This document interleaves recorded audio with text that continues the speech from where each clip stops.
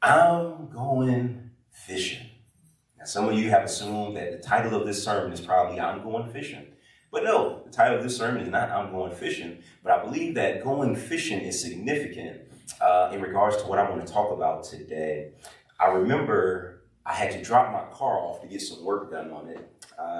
This was back when Mom was living in Churchland. I was living with her. And I drove my car up to the car place to get it worked on. Can't remember what work I needed done on it. I just know it was expensive. And so I go to take my car up there and they say, listen, it's going to take us a couple of hours to work on this thing. You might as well get comfortable. And I was like, you know what? I'm going to get real comfortable because I'm going to walk around the corner to my mom's house. And so I said, call me once the work is done. I leave out of there, and as I'm walking to Mom's house, it's maybe a good 2 miles away, I'm walking and I notice a path that I can cut through. And so I attempt to cut through the path, and when I get about a good midway down the path, I notice a sign that says dead end. The sign says dead end. Now, I'm faced with a conundrum because I see the sign says dead end, but I can also see my mom's apartment complex further back behind the dead end. Now, the sign is telling me I can't go forward, but I see my destination. I need you to catch this. The sign is telling me you have to stop here, but I can see my destination. And so I have a decision to make. Now, my mama raised me to obey the law. My mama raised me to do what's right. My mother raised me to follow directions. But this day, I was too close to what I desired to pay attention to what I saw. I wonder why we have this natural inclination to turn around when we see dead ends. Have you ever been driving and you turned down a particular street and thought you was beating traffic or thought you was getting where you needed to get a little quicker? Some of you shaking your head, you done told on yourself, that's all right. Only to be met by a sign that says dead end. And without thought, none of you didn't examine the situation. None of you didn't try to find a way around it. It was your natural inclination. It was your instinct that when you saw that the sign said dead end, to turn around. Some of you saying, Pastor Mike, what does this have to do with Peter? Well, Peter found himself at a dead end. And when Peter found himself at this dead end, like most of us who shook our heads and told on ourselves, Peter made a decision that instead of going forward, that it was best for him to turn around. If I were to give today's sermon a title, it would be, Now What? Now what? Why do we allow dead ends to deter us from where we're going?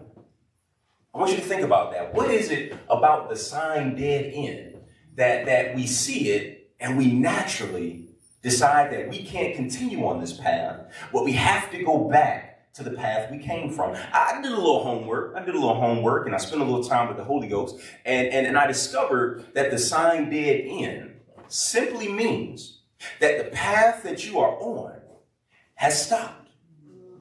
That there has been no provision made to continue the path that you found yourself on. Now, that's the definition, but me being who I am as a pastor and theologian in the making, I spent some time with the Holy Spirit and I said, Holy Spirit, you got to help me. What is this sign dead end? What's going on with this sign? I get what it means, but you got to give me something revelatory so I can sound deep when I get in front of the saints. And he said, sure thing, here you go. Look at those two words, dead end. Dead end. Dead end. Here's where we mess up with that sign. We mess up with that sign because we see dead end as a noun. And the Holy Spirit said, no. Don't look at it as a noun. Look at it as an adjective and a noun. I said, wait a minute. Conjunction, junction, what's my function?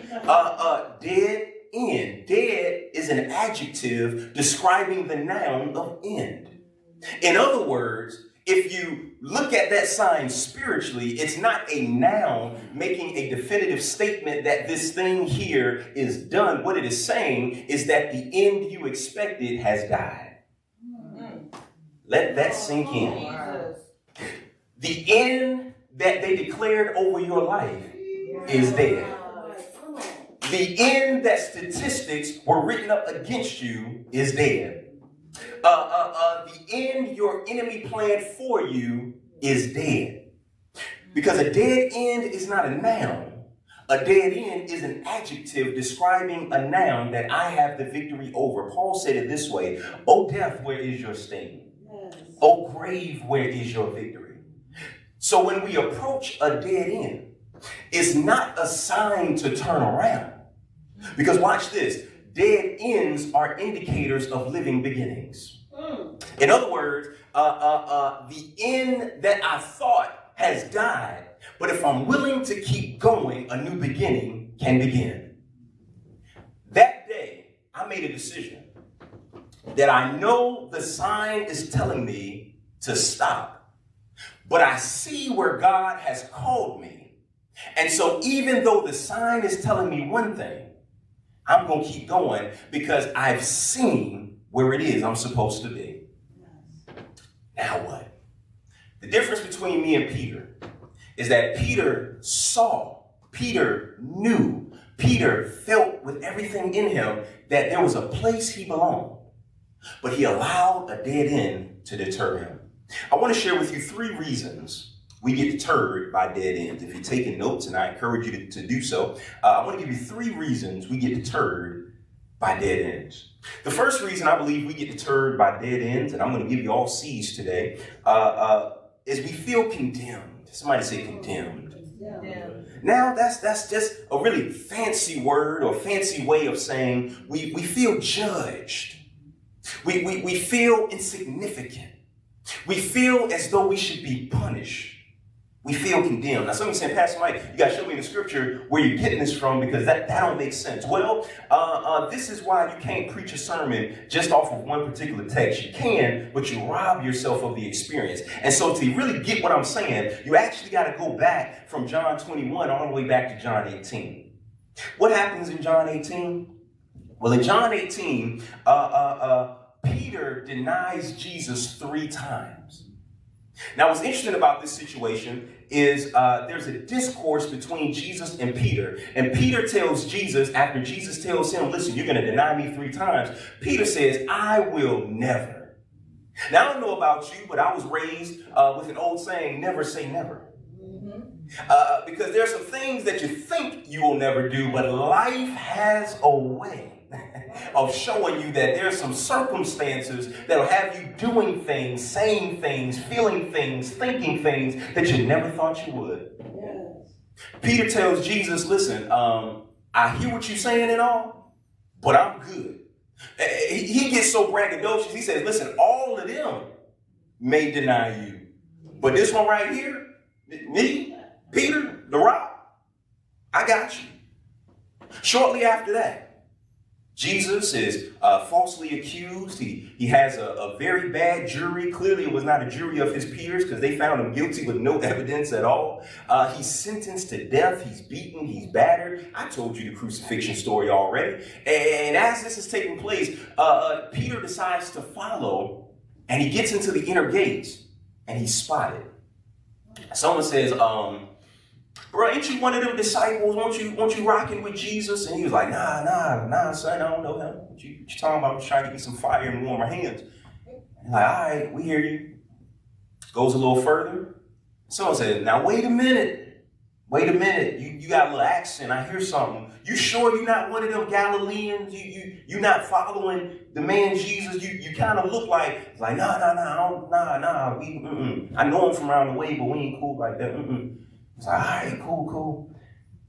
And one more time, he's like, now wait a minute. My cousin said he saw you cut the brother ear off. You sure you not? And Peter begins to call down curses upon himself, swearing that he does not know. And what's funny is in that very moment, the cock crows. And he's reminded of the words of Jesus that before the cock crows, you're going to deny me 3 times. Here's what's interesting. Peter is feeling condemned. But the question you should be asking yourself is, why does he feel condemned? And the reason I say that is because if you go back to John chapter 3, Jesus is having a conversation with a brother named Nicodemus. And he tells Nicodemus, God did not send his son to condemn the world, but I come that through the son that the world might be saved. And so Jesus does not condemn him. Jesus has established that, listen, I'm not coming to condemn. In fact, the Apostle Paul clarifies it a little further. He says, there is therefore now no condemnation to them who are in Christ Jesus. So Jesus is not condemning him. If we need further evidence, the Bible says that when the cock crows and Peter denies him 3 times, that Jesus does not part his lips. Jesus just looks at him. Now, he probably gave Peter a little side eye, but he does not condemn him. So where's the condemnation coming from? Now, nowhere in the text does it suggest that the disciples are condemning him. In fact, the disciples are really in the same boat, because when they strike the shepherd, the sheep scatter. All of them was out. So really, I can't condemn you because I was out faster than you. So he's not being condemned by Jesus. He's not being condemned by the disciples. In fact, they all so shook, they locked in a room together because they know the government coming after them. They don't know what to do. So no one's pointing fingers at Peter amongst the disciples. So where's the condemnation coming from? Peter, like many of us, is condemning himself. Now the question you have to ask yourself, can we do a little Bible study? The question you got to ask yourself now is, why would anyone in their right mind condemn themselves? What would make Peter condemn himself? Can I give you a very simple answer and then we'll break it down a little further? Peter thinks he's omniscient. Now, some of you are saying omniscience is a very big, fancy word. What does that mean? In other words, Peter thinks he knows it all. What do I mean? Well, when Jesus tells him that you're going to deny me 3 times before the cock crows, Peter's response is, nah, I know myself a little better than that, Jesus. Peter thinks he knows it all. Not only does Peter think he knows it all, Peter forgets that Jesus is omniscient. See, we have this habit of thinking we know more than the one who knows it all. And so here he is combating back and forth with a God who knows it all because he thinks he knows more than he really knows. He thinks he knows himself better than the one who created him. And how many times does God send us warnings that things are probably about to take a turn, that things are going to go away that we don't think is going to go? And we say, God, nah, I got perfect attendance at church this month. I think I'm good. Now, God, I ain't been missing my tithes, so I know you're talking about this unexpected bill, but I'm going to go buy these red bottoms because I've been tithing, and you say you rebuke the devourer, and so, you open up the windows of heaven and pour me out blessings. I don't have room, so I'm good, God, I know. And we think we're omniscient. Now, here's the problem. Because once what we think we know doesn't go the way we thought it would go, we now find ourselves grieved. The reason we condemn ourselves is because we understand grief better than we understand grace. Yes. And that's tweetable all by itself. Yes, it is. We understand grief better than we understand grace. Somebody say, Pastor Mike, what do you mean? My flesh understands grief, but my flesh is confused by grace. Peter's beating himself up because that which he has declared has come back void. In other words, his own words are now being used against him. And how many times do we look back over our lives when we find ourselves at a dead end? We start rehearsing everything we said, everything we did that was wrong. Yes. And we begin questioning, what's wrong with me? We get to a dead end and we turn around because we're now questioning, can I do this? Can I move forward? Can I tell you what's wrong with Peter? Peter believes that his fall has disqualified him from his future. And the irony of this is that Peter never qualified himself for that future. The Bible says that Jesus asked his disciples, who do men say that I am? And Peter goes off to say, some think that you're John the Baptist reincarnated. Some think that you're the prophet Isaiah reincarnated. And Jesus interrupts him and says, but who do you say that I am? And Peter says, you are the Christ. You are the Messiah. You are the anointed one. You are the Son of God. And Jesus says, upon this rock, I shall build my church. It's in that moment that Jesus qualifies him for what it is he's calling him to do. How dare we disqualify ourselves for what we did not qualify ourselves for? Yet we do it so many times. God says, write the book. We say, I don't have the education. He says, you don't need the education. You got the inspiration of the Holy Spirit. He says, start that business. And we say, we ain't qualified. We don't have the backing. He says, heaven and earth is backing you. I don't care what bank is not behind you. How dare you disqualify yourself for what you did not qualify yourself for? Peter gets to a dead end, and he turns around because he's made up in his mind that my fall has disqualified me from my future. This place of grief has messed him up because now he's not walking in the grace of God. And that's a good place to put a thought. Don't let grief condemn you where grace has covered you. Peter has failed to recognize that the grace of God is not limited by his mistake. That the grace of God is not limited by his shortcomings. That the grace of God is not limited by what he does or does not do. If that were the case, it would not be grace, it would be sowing and reaping. And I don't know about you, but there are some things in my life that I am so glad that God has not allowed me to reap, because I've sold into some stuff I should not have sold into. I've done some things that I should not have done. I've said some things that I should not have said. I thought some things that I should not have thought. And even though the Bible says that when I sow to the flesh, I sow to corruption, I'm so glad that the grace of God, even though I sowed it, I didn't reap it. Now, don't get me wrong. I'm not one of those saints who believe that you go around doing any and everything and there's no repercussion. I'm just one of those saints that's thankful that the grace of God does not always give me what I deserve, but he gives me what he desires for me. Is there anybody that can testify on this morning? I don't see why y'all so calm, because it is only by grace that we are not consumed. It is only by grace that we're here today. It is only by grace that folks don't know all your business. It is only by grace that you didn't get stuck where you made that last. It is only by grace that you still got a job right now. It's only by grace that your marriage ain't fell together. It's only by grace. Bible lets us know we are saved by faith through grace, lest no man can boast. Yes. And the problem with Peter is Peter's boastful.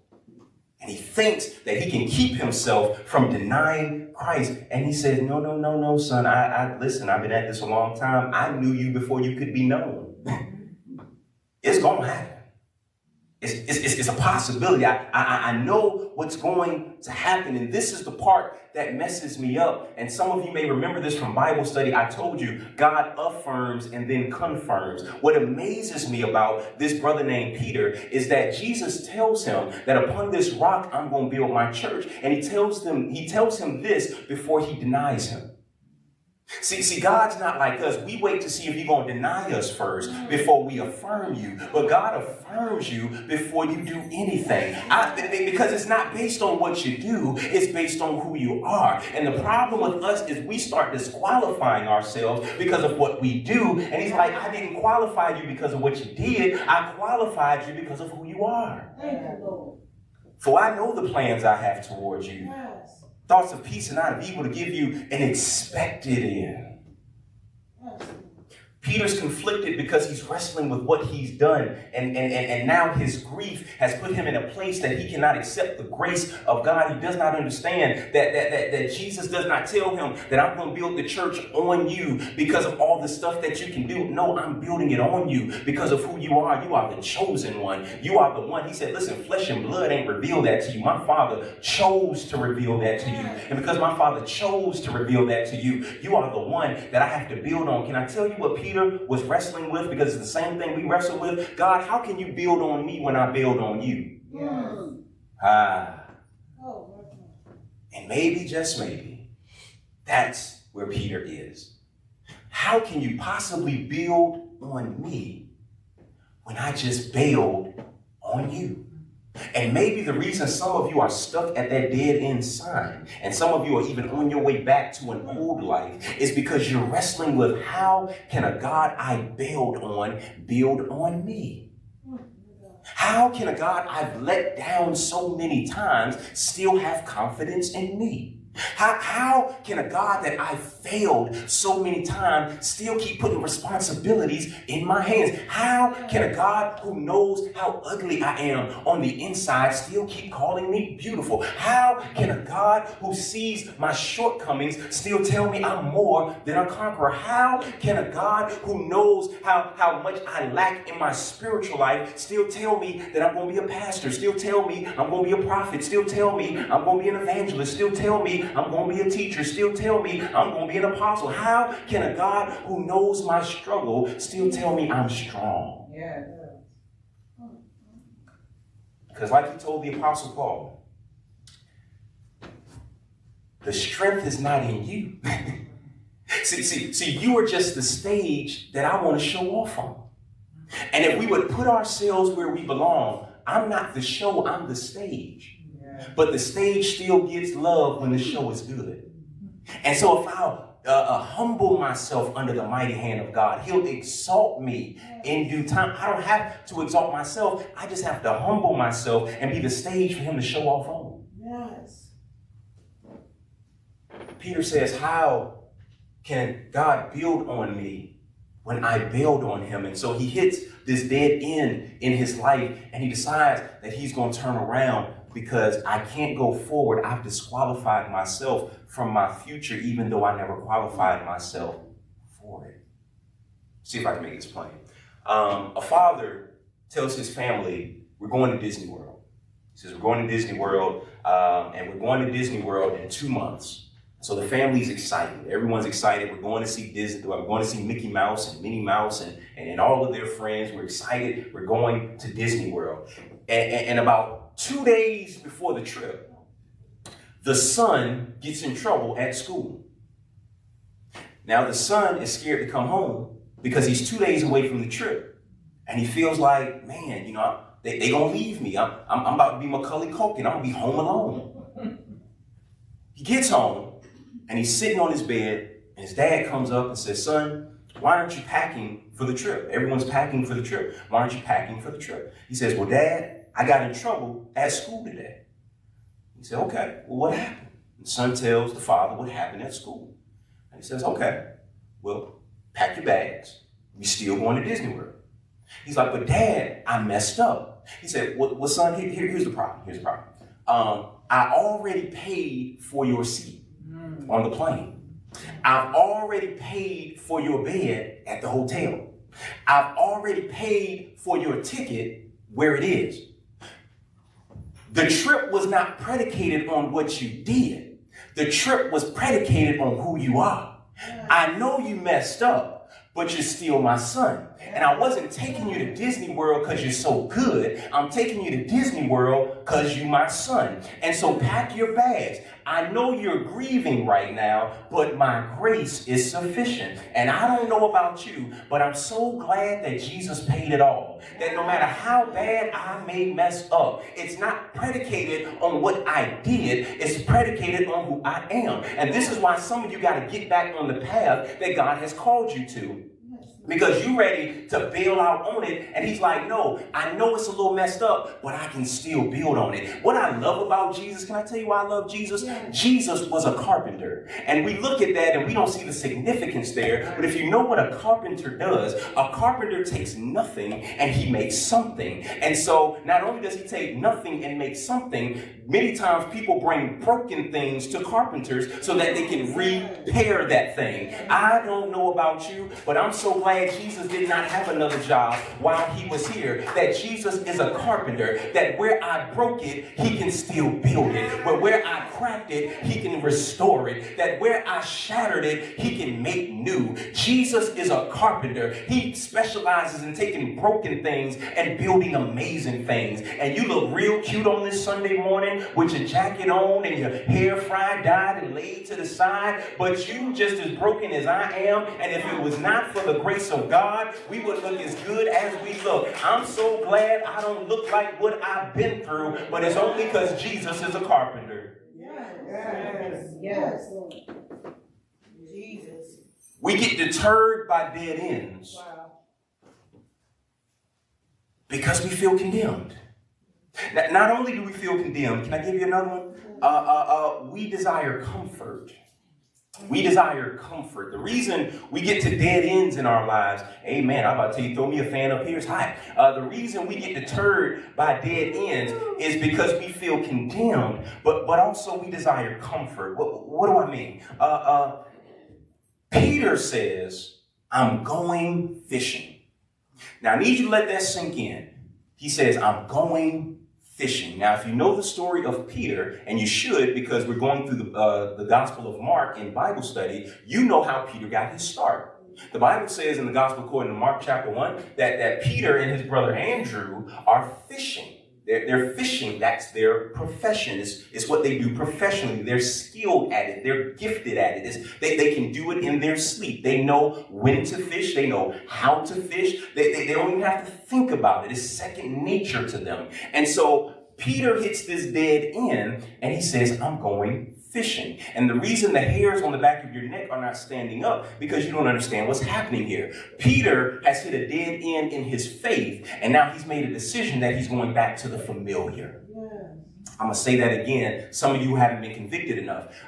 He hits a dead end in his faith, and he decides I'm going back to the familiar. Now, why would he go back to fishing? What is it about fishing that would draw him back to him? I told you I like to talk to the Holy Spirit as I'm preparing these sermons, and I'm saying, God, why fishing? Why does he go back to fishing? I get it, it's familiar, but what is it about this familiar place that he decides that now that I've hit this dead end in my faith, that I want to go back to this place? Can I tell you real quick? Peter feels like a loser, and so he returns to the last place he felt like a winner. I'm going to say that again. Peter feels like a loser, and so he returns to the last place he felt like a winner. When Jesus calls Peter, again, Peter is casting nets and he's pulling in fish and he's making a pretty decent living at fishing. He can fish. Not only can he fish, but he can make a living off of fishing. It produces for him. He turns it on, he turns it off. It's second nature for him. Peter can fish with his eyes closed. He knows everything about it. It's comfortable, it's familiar, and it's the last place he felt like a winner. But I think the problem here, as you continue to read a little further, is that Peter goes fishing. And I told you that Peter is a professional fisherman who goes fishing. Not only does he go fishing, but he goes fishing at night. I did a little homework and I discovered that fishing at night is the most productive time to fish. And so how is it possible that a person who is a skilled fisherman who goes fishing at the time there are the most fish and the time that is easier to catch the fish all night and catch nothing? Some of y'all brains are sizzling, I see it. Legit question. How is that possible? How is it possible that I know everything about this thing? I know this thing inside and out, and I go to it during the peak time when things should be happening and nothing's happening. Things that make you say, I think I have the answer. Peter's issue was not his skill.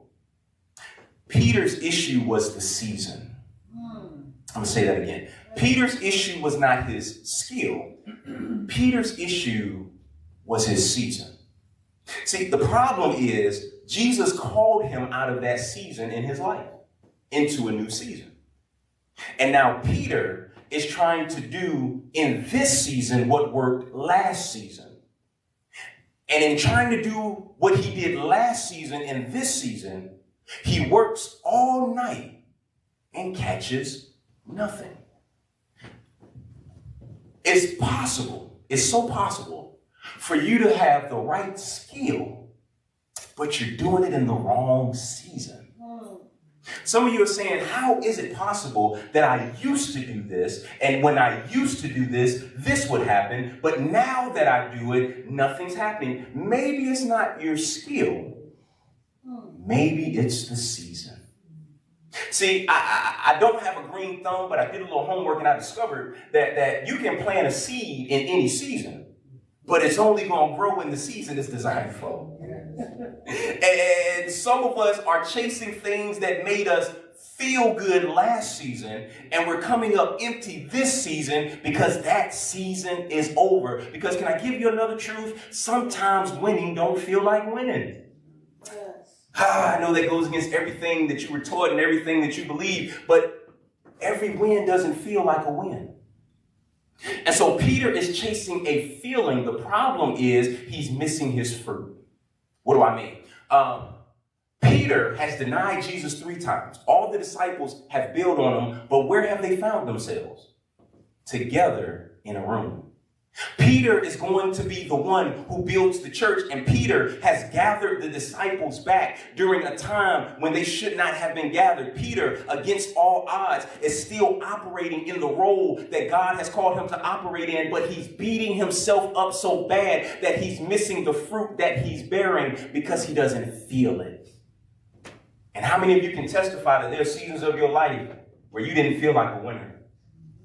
Some of you can testify now. I don't feel like a winner. The pandemic hit, and I feel like I've been taking loss after loss after loss. My kids tripping, and I don't feel like the winner of a parent. My spouse tripping, I don't feel like a winner in my marriage. The church tripping, I don't feel like a winner as a pastor. My business is tripping, I don't feel like a winner as an entrepreneur. My community's going crazy, I don't feel like a winner of a neighbor. But can I tell you that winning don't always feel like winning? Can I tell you there's some people who don't feel like winners but have the fruit of a winner? And there's some people who feel like winners but don't have the fruit of a winner? Oh, okay. Jesus said this way, what does it profit a man to gain the world and lose his soul?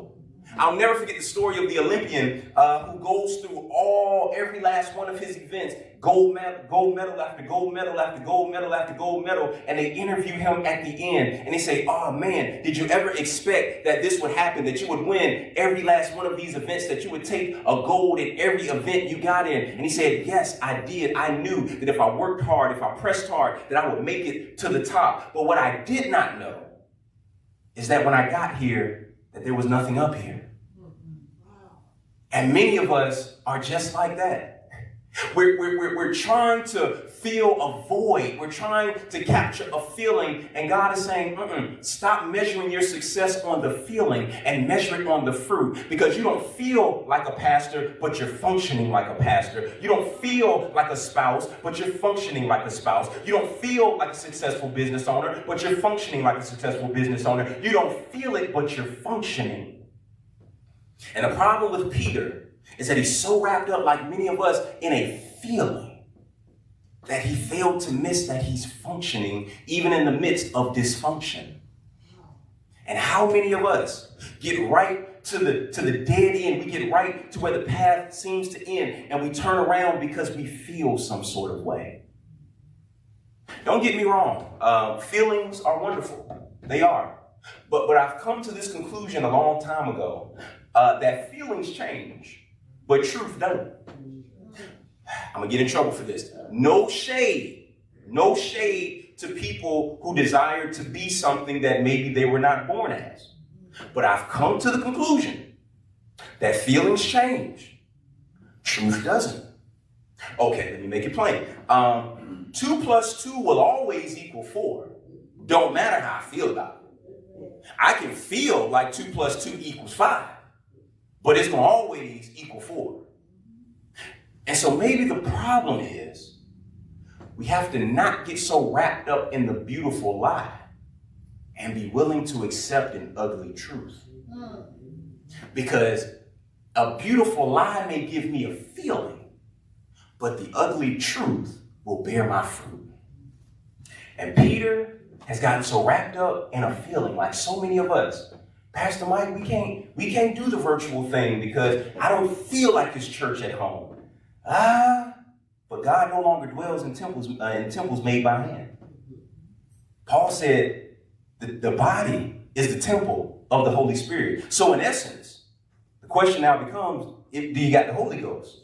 Because maybe the question isn't that you can't worship at home. The question is you don't got what you think you got. Come on. Feelings change. Truth doesn't.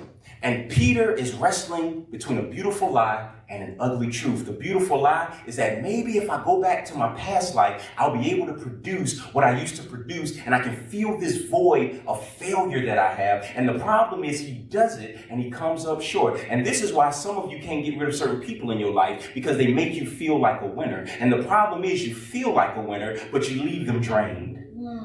You feel like a winner when you're around them, but when you take inventory of your life, you realize that they're leeching off of you. I'm at a place where I don't care how you make me feel. Are you functional? I don't need feel people, I need functional people. Is this a reciprocal relationship? Do I function for you and do you function for me? Or are we just making each other feel good, wasting time? Peter is desiring comfort.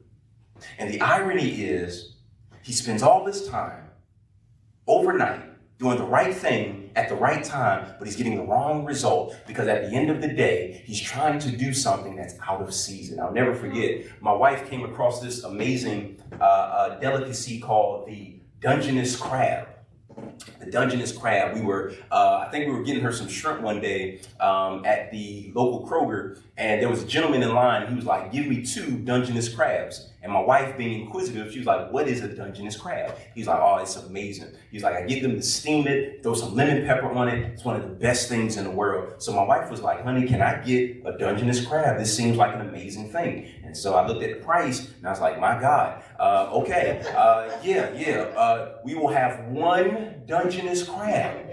And so she got 1 Dungeness crab with lemon pepper seasoning on it. And she takes this thing home, and it's amazing. She's like, "Oh my God, I've never had crab like this. This is amazing. I am loving this." And so a week goes by, and she's like, "Honey, on your way home, can you grab me a Dungeness crab?" And I'm like, whew. I remember what the price tag looked like on a Dungeness crab, but it was like, well, it's pay week, so okay, turn up. I go get her a Dungeness crab. And again, she's just enamored by this thing. She loves it. My God, this thing is amazing. I've never had a crab like this.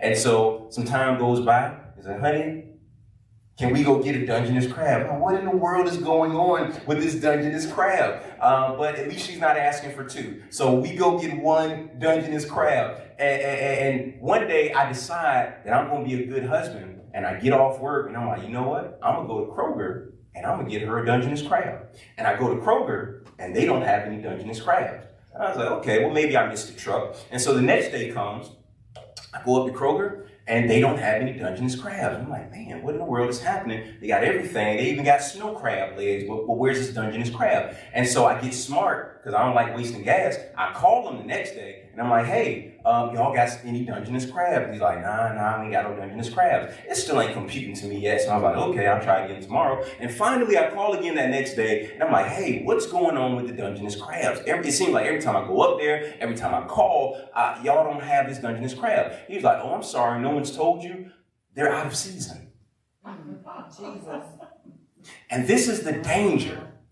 When you have old expectations, you'll find yourself having disappointment after disappointment after disappointment because you're in a new experience with old expectations. And this is why Peter gets to the dead end and he turns around. And this is why so many of us get to the dead end and turn around, because we get to this place with old expectations. And God is saying, no, I'm trying to give you a new experience. Yes.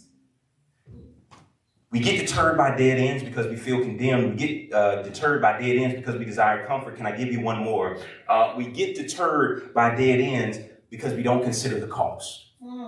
We don't consider the cost. What do I mean? The text says that Peter says, now look at these words very carefully. Peter says, I'm going fishing.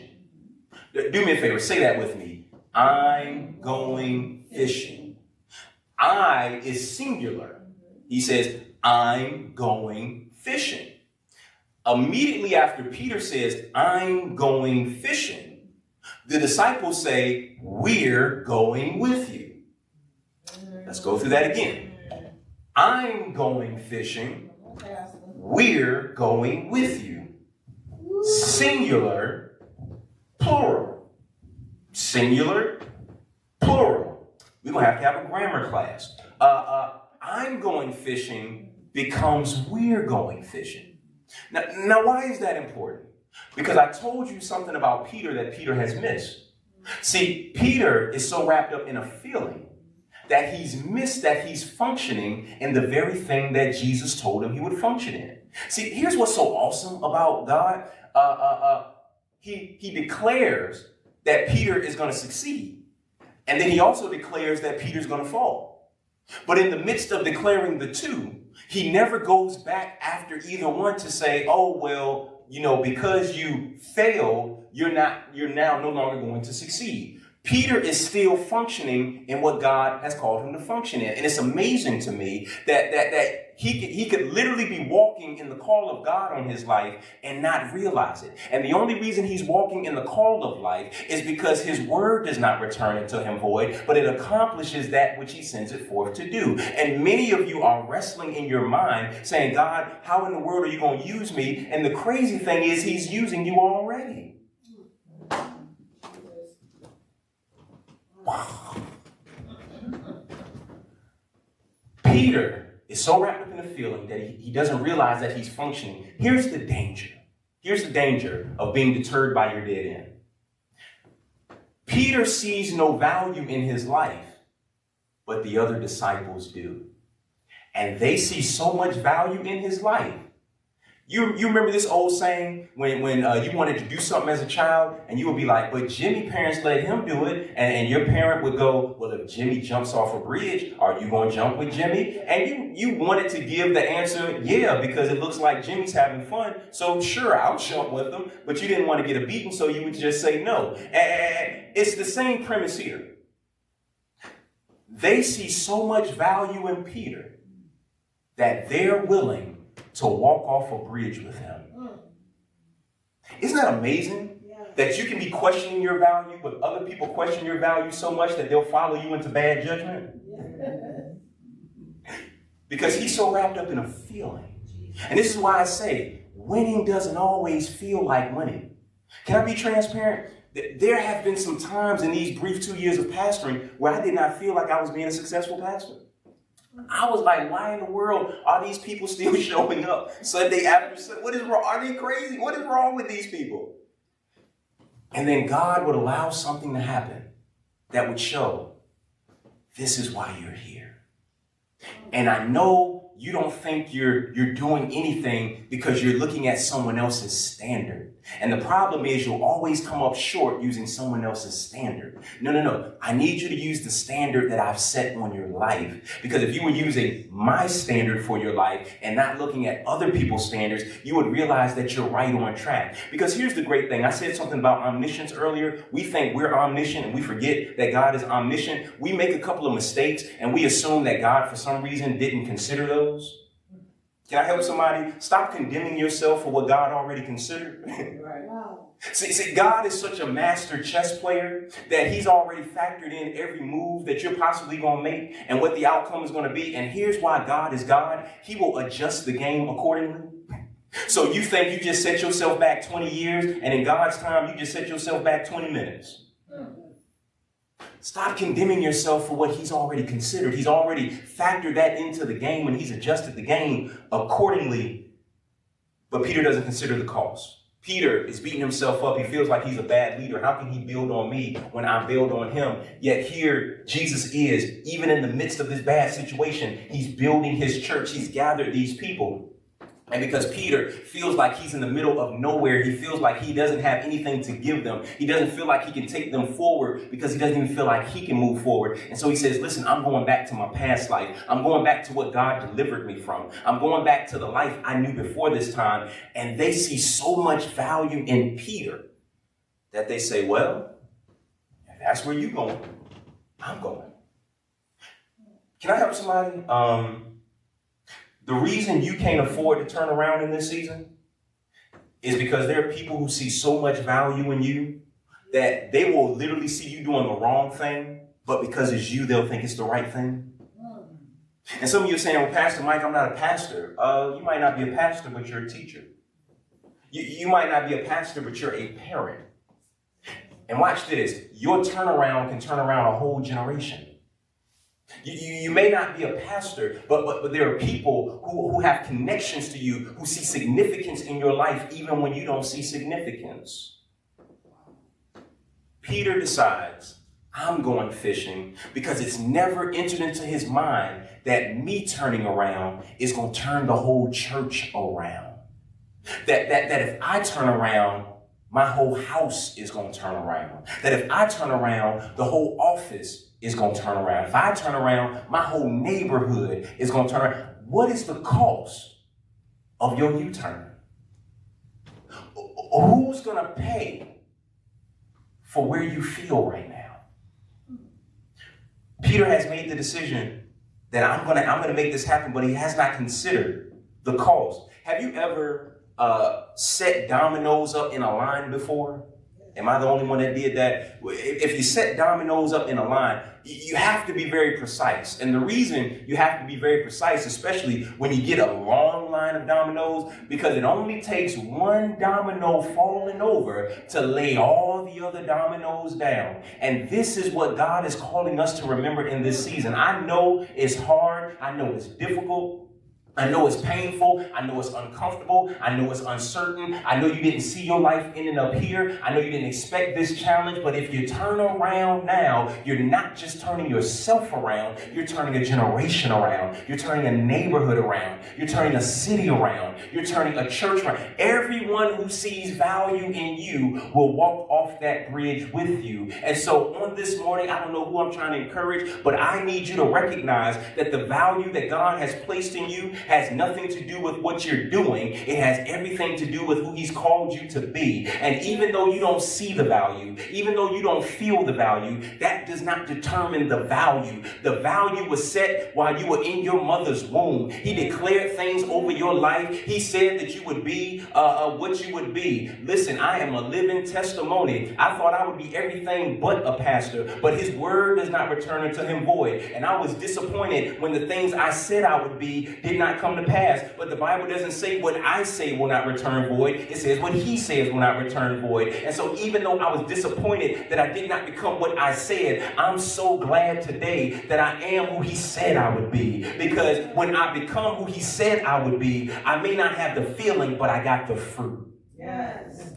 And Jesus doesn't say you'll know a tree by how it feels. He said you'll know it by the fruit that it bears. What am I saying? I need you to stop measuring your success in God. I need you to stop looking at dead ends based on how you feel, and instead approach them based on your fruit. I'm going to end here. Peter, the reason we get deterred by dead ends is because we condemn ourselves. We get deterred by dead ends because we desire comfort. We get deterred because we don't consider the cost. But in all of that, I've come to realize that Jesus can still create a new ending. Yeah. That Jesus can still create a new ending. What do I mean? The The text says that Peter decides, I'm going fishing. They go behind him. They fish all night and they catch nothing. And a stranger on the shore says, children, do you have any fish? Do you have any fish? And they say, no, we've been fishing all night. We ain't caught nothing. He says, trust me. Throw it on the right side. What I love about this is they offer no resistance. You ever been so fed up that God tell you to do something and you don't fight at all? Because you're so frustrated with trying to do it your way that the Lord can tell you to jump off a roof and you just to the place where you're going to do it with no questions asked because you're just so fed up. You done tried it your way. You done tried it your neighbor way. You done turned around 3 times and high-fived your neighbor every Sunday and stuff still ain't going the way you think it should go. You're not able to do it in your own strength. And so when God tell you to do something crazy, like catch a squirrel by its tail, you just like, whatever, God, I don't know how I'm going to do it, but I'm just so fed up. I'm down for it. They're tired because they've been fishing all night. And they're frustrated because they know it should have worked, but it didn't. And so he says, throw it on the right. And they throw it on the right. And something amazing happens. There's so many fish in the net with so little effort that they can't even get all the fish in the boat. That they literally have to paddle the boat back to shore while holding the net on the side of the boat. Now, what you should be asking yourself is, what is the difference between the left side of the boat and the right side of the boat? Pop quiz. What is the difference between the left side of the boat and the right side of the boat? Obedience. It's the only difference. Can I help somebody today? The reason you're frustrated is because you're trying to do what you want to do instead of doing what God told you to do. And the Bible lets us know the steps of a good man and a good woman are ordered by the Lord. He'll withhold no good thing from them who walk upright. And the reason you're not living in your good thing is because you're trying to do what you want to do instead of doing what you were called to do. And what's so amazing about this is they're in the middle of disobedience and they still get a blessing. Y'all should be throwing furniture because that's the sort of God we serve. That in the midst of their mess up that he had nothing to do with, he still blesses them. And that's the grace of God. It doesn't make sense. Because I'm going to be honest with you. If I'm Jesus, I would have been on the shore rolling, laughing my head off. Imagine, I would have walked on the water and came over to him. I would have. But I'm so glad that God is not like man. Yes. He literally sees them struggling. And instead of rubbing their noses in it, he says, listen, the problem is you're trying to exercise a skill in the wrong season. And even though you're out of season, watch this. This is why I love God. When man plants a seed, the conditions have to be right. But when God plants a seed, he can right the condition. Yes. Even though they were out of season, he changed the season for them. And God is so good to some of y'all, and this is why you should be swinging your jacket around your head right now. God is so good to some of y'all that he switched seasons for you. That we serve a God, you was moving out of season, but his grace was so sufficient. He didn't want you to be so embarrassed. He didn't want folks to look at you different. He didn't want folks questioning your walk with him, that he said, you know what, I love you just that much. And he switched the season. Thank you, Lord. The difference between the left side of the boat and the right side of the boat, can I make it even plainer? Peter goes from one dead end to another dead end. And the difference between dead ends is how he handled them. He got to the first dead end and he said, I'm going fishing. He got to the next dead end and he says, I'm going to do whatever God say do. And in his obedience, the season changes. They reap the benefits, and it gets so much. Eye has not seen, ear has not heard, neither has it entered into your heart. The things that he has for you, not because of what you do, but because you accept who you are. What does that mean? It sounds like a conflicting sentence. No, it's not. See, I'm my mother's son, and nothing I do changes that. And there are benefits to being her son. Here's the difference though. When I do things outside of my sonship, I'm still a son, but I remove myself from the blessing. But as a son, when I function like I'm supposed to, I reposition myself to where I should be. And because I'm now functioning as who I am, what I do is determined by who I am. Nothing I do will stop me from being her son. But who I am will always determine my blessing.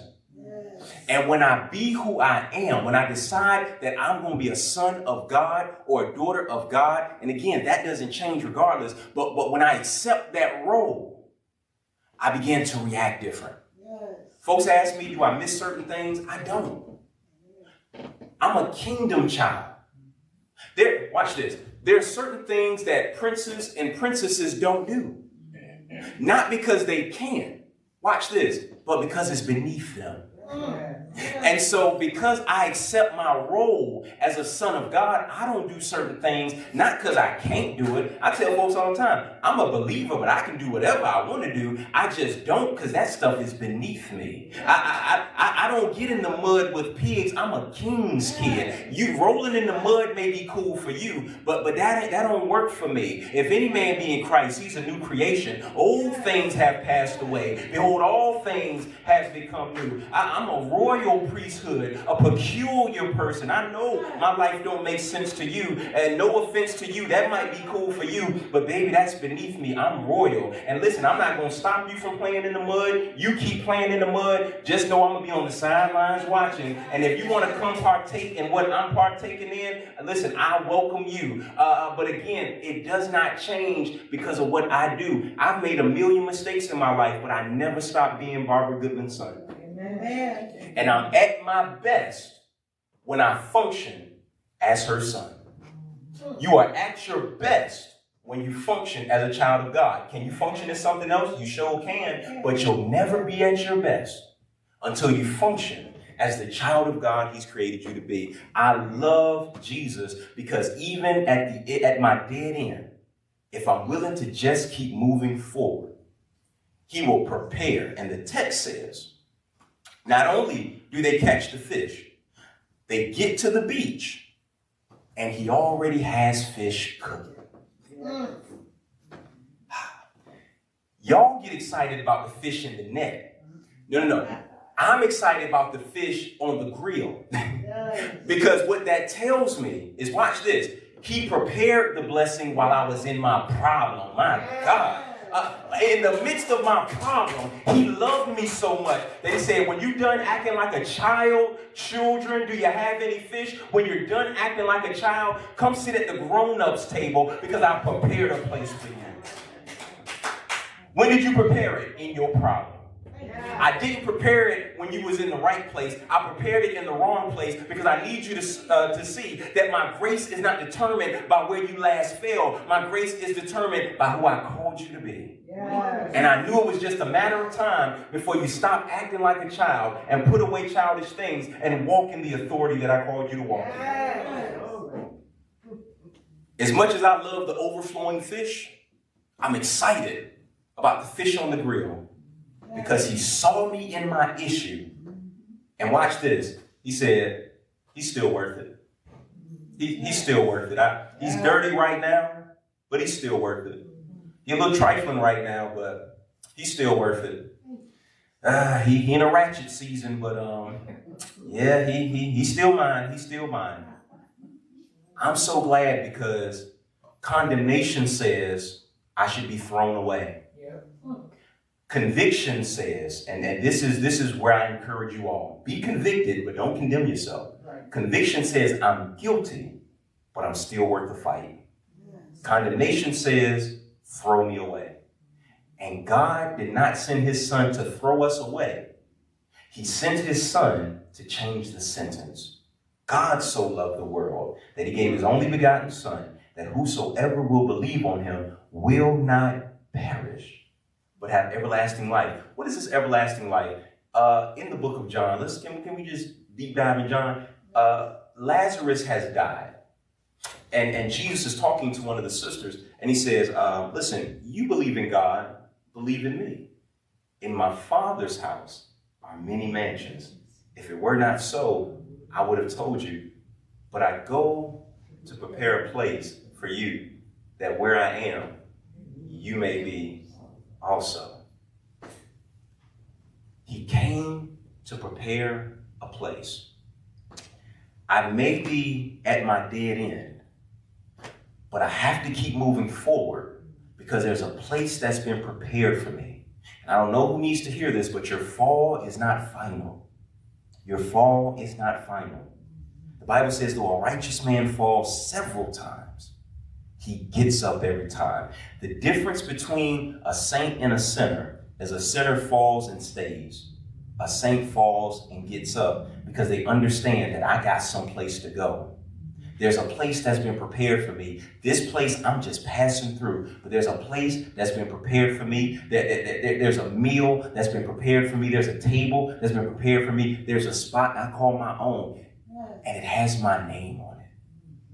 So I'm not willing to settle for what's here. I'm not willing to settle for this dead end. I know it says that my road stops here, but I refuse to settle for it. I know they're telling you you can't go no forward. I know they're telling you there are no more promotions at the job, but we serve a God who will make a position just to promote you. Yes. You may have found yourself at a dead end this morning. My word to you today is simple. Stop condemning yourself. Don't leave the faith journey for what's familiar. It's not supposed to be comfortable, and not every win feels like a win.